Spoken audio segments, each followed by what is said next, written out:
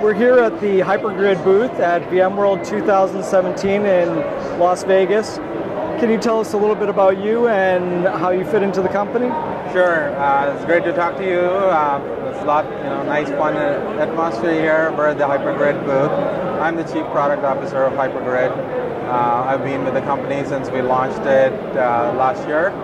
Hypergrid is an acquisition of and merger of three companies. One was a software-defined infrastructure company, one is a container orchestration and cloud management, and a cloud brokering and analytics. And what we have done in the last year is, build a platform called HyperCloud, and I look forward to talking more about that. Can you tell us a little bit more about the product? Sure. So our goal really was to build an alternative cloud experience. So as you can see in the tagline, public cloud experience on premises.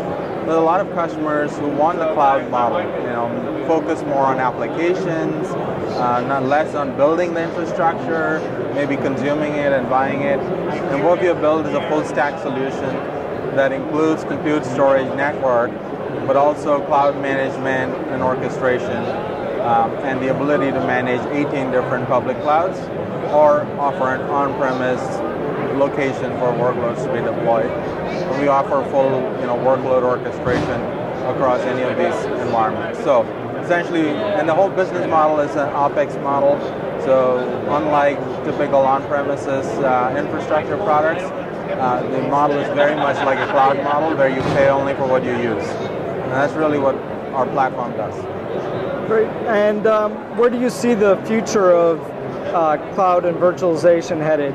Sure. I think virtualization is really the building block for infrastructure transformation.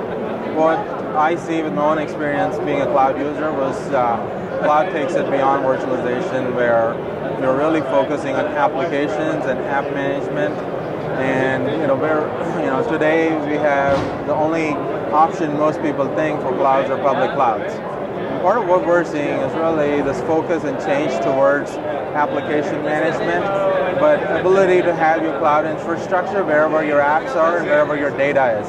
So, think distributed clouds, some people call it community clouds, but really, it's a variant of a true hybrid environment where I can run my application anywhere, focusing on managing the app and the attributes and policies around that, and really managing a lot of different cloud environments, in terms of this distributed vision. But a lot of trends with IoT and everything show that really you got to have compute and your environment closer to the data, and that's where we believe this future of a distributed cloud is trending towards. Great. And is there a demo that we could take a look at? Sure, absolutely. So we're going to show you a demo of the product, and Amjad Apana from Hypergrid will take you through that demo. Great. Amjad was co-founder of one of the companies we acquired, and he's part of the team. And I would love to show you what the product does. So what are you going to show us? So today I'll be showing you HyperCloud. It's managed by the HyperCloud portal. And essentially the portal has different components. The self-service library allows you to publish various cloud services, whether it's the virtual machine, application, or container services that people can consume. All provisioning workflows from the self-service library adhere to IT-defined controls that allows IT to be in full control over things like quotas, approvals, and entitlements, so that they can control who gets access to which services they can consume. So if I were to provision a simple virtual machine, whether on VMware, vSphere, or on any of the 18 clouds we support, I can simply request it from this library. Let's go ahead and provision a CentOS large instance or VM on our infrastructure. If I click on the request parameters, you can see that the author of this service can expose various things that they want to allow their users to override, like a VM prefix.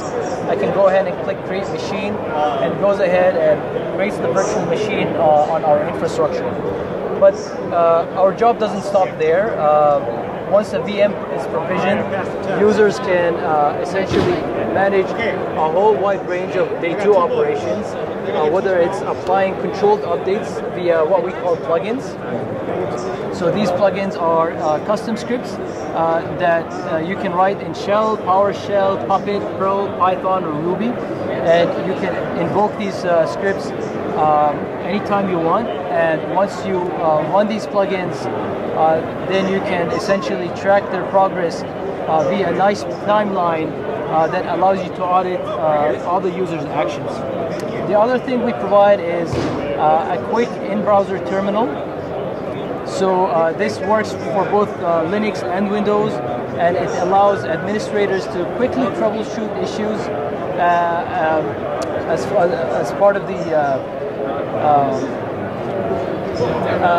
part of their day-to-day operations and view logs and things like that.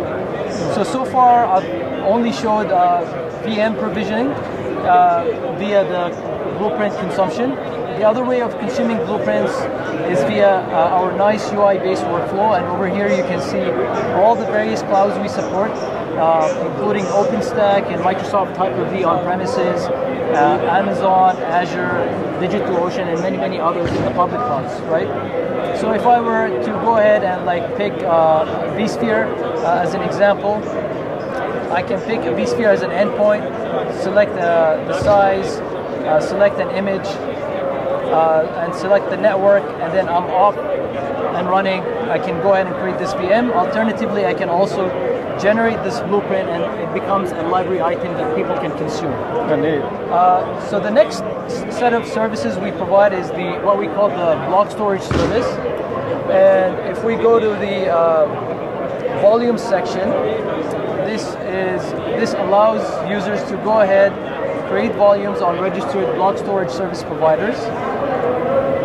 And when you create a volume, you can go ahead and attach it to virtual machines, and then resize it if you need more disk space, and clone it for backup purposes. And the block storage service is essentially critical for providing persistent storage for mission-critical applications.